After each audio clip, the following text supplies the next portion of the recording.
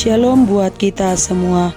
Bapak Ibu yang terkasih dalam nama Tuhan Yesus Kristus, marilah kita mendengarkan ayat harian untuk kita hari ini, Rabu tanggal 1 Juli 2026, yang tertulis dalam 1 Tesalonika 3 ayat 12. Demikian firman Tuhan. Dan kiranya Tuhan menjadikan kamu bertambah-tambah dan berkelimpahan dalam kasih seorang terhadap yang lain dan terhadap semua orang, sama seperti kami juga mengasihi kamu. Demikian firman Tuhan. Salam sejahtera buat kita. Puji Tuhan atas penyertaan Tuhan. Kita sudah memasuki hari pertama di bulan Juli ini. Semoga iman kita semakin terpelihara di dalam Tuhan.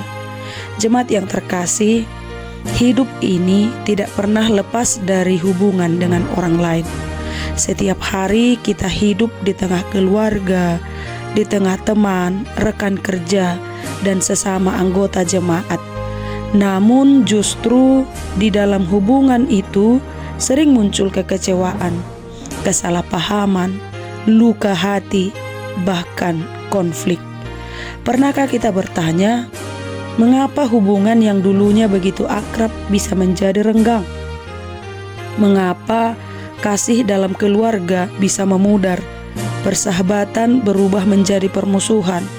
Bahkan di dalam gereja terkadang juga muncul rasa iri hati, perselisihan, dan sikap saling menyakiti. Masalahnya sering bukan karena kita tidak pernah memiliki kasih, tetapi karena kasih itu tidak lagi dipelihara dan dibiarkan bertumbuh. Padahal kasih adalah tanda yang paling nyata bahwa Kristus hidup di dalam diri orang percaya. Semakin lama kita hidup, semakin kita menyadari bahwa menjaga sebuah hubungan jauh lebih sulit daripada memulainya. Banyak orang mampu mengasihi pada awalnya, tetapi tidak sedikit yang akhirnya menjadi dingin, acuh tak acuh, atau bahkan menyimpan sakit hati.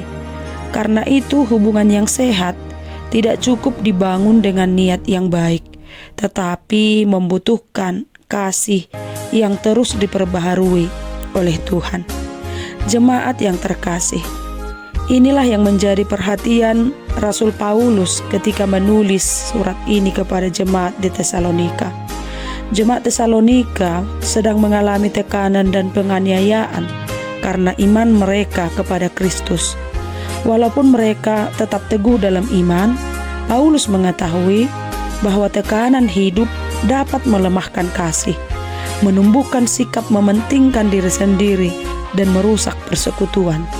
Oleh sebab itu ia berdoa demikian, kiranya Tuhan menjadikan kamu bertambah-tambah dan berkelimpahan dalam kasih seorang terhadap yang lain dan terhadap semua orang. Apostel Paulus menyadari bahwa hanya Tuhan yang sanggup membuat kasih itu terus bertumbuh, sehingga jemaat tetap menjadi satu dan menjadi kesaksian bagi dunia. Jemaat yang terkasih, firman Tuhan hari ini mengajarkan bahwa kehidupan orang percaya tidak hanya diukur dari seberapa kuat imannya atau seberapa banyak ayat dihafalnya, tetapi juga dari seberapa besar kasihnya kepada sesama. Tuhan tidak mengkehendaki kasih kita berhenti pada titik tertentu, melainkan terus bertumbuh semakin dalam dan semakin luas.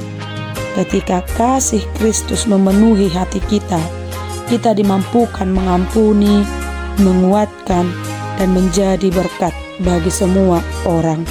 Inilah panggilan setiap orang percaya, menjadi pribadi yang terus bertumbuh dan berkelimpahan dalam kasih. Amin. Semoga Tuhan memberkati dan menguatkan kita melakukan firman-Nya. Shalom.